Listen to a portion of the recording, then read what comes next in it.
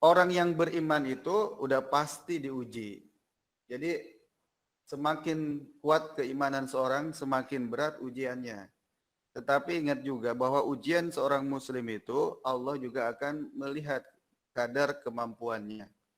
Jadi Allah juga tidak membebani seorang ya pada memberikan ujian kepada seorang yang beriman untuk dinaikkan derajatnya. Allah juga akan mengukur. Masalahnya adalah ketika ujian itu sudah diberikan di hadapan manusia yang beriman, tinggal bagaimana dia menyikapinya.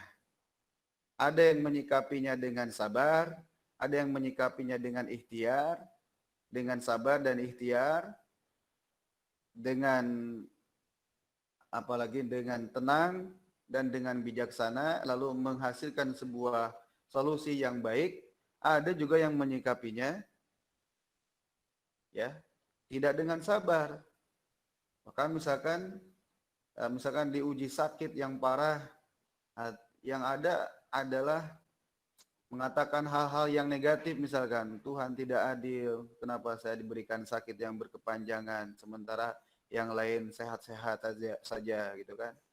Tuhan tidak adil, mengapa saya masih muda sudah diberikan sakit yang tidak bisa sampai jalan, misalkan lumpuh dan sebagainya. Nah itu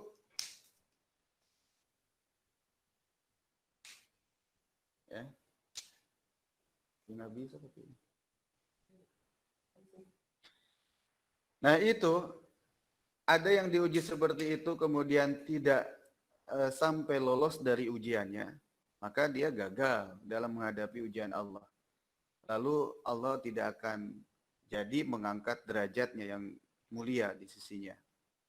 Nah kita, seorang muslim ini diuji dengan bagaimana kita misalkan dihadapkan dengan suatu permasalahan yang di situ terlibat hawa nafsu kita untuk memutuskan mana yang baik dan mana yang tidak baik.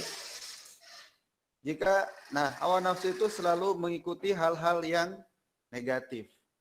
Selalu mengikuti hal-hal yang disenangi oleh kita. Ya. Dia tidak suka dengan sesuatu yang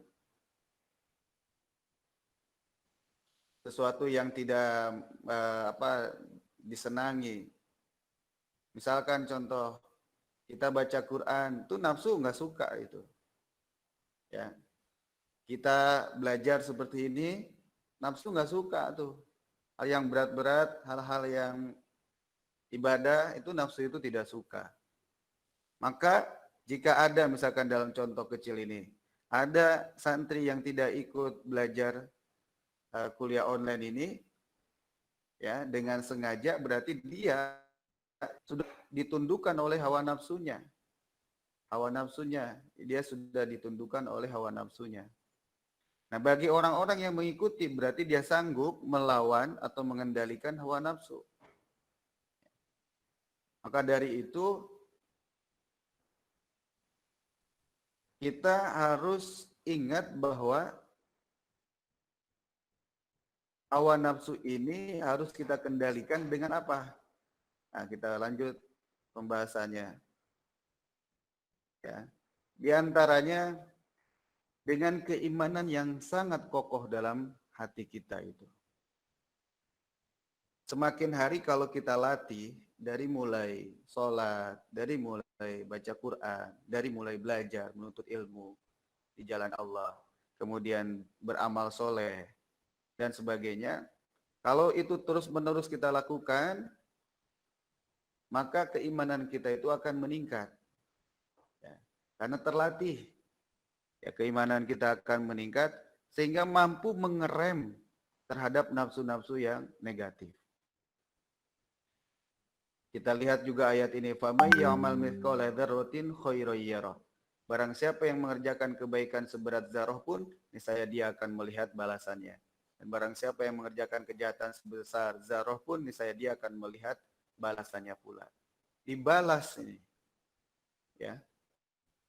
Nanti dibalas di akhirat nanti, siapapun yang melakukan keburukan sedikit pun Allah akan balas. Nah ini, kalau dia melakukan perbuatan-perbuatan buruk, berarti dia sudah dikendalikan oleh hawa nafsu. Bukan dirinya mengendalikan hawa nafsu, tapi hawa nafsu mengendalikan dirinya. Sehingga tidak mampu menjaganya. Dan keimanan ini adalah sebagai benteng untuk bisa kita kendalikan hawa nafsu ini kepada hawa nafsu yang baik. Ya. Kemudian orang-orang yang bersungguh-sungguh berjihad untuk mencari keridhaan kami, Allah juga akan tunjukkan kepada mereka jalan-jalan kami. Allah akan mudahkan. Kalau sudah niatnya benar, sungguh-sungguh ingin mendekatkan diri kepada Allah, dia sungguh-sungguh ingin bermunajat, dia sungguh-sungguh ingin beribadah, dia ingin meningkatkan kualitas akhlaknya, dia ingin meningkatkan kualitas keilmuannya, dia ingin meningkatkan kualitas ibadahnya, dengan sungguh-sungguh, maka Allah akan berikan jalan kemudahan buat dirinya. Ya. Tentunya dengan sungguh-sungguh dan niat yang ikhlas, yang tulus kepadanya, bukan karena apa-apa. Yang pertama, faktor keimanan. Jadi keimanan ini penting sekali sebagai benteng.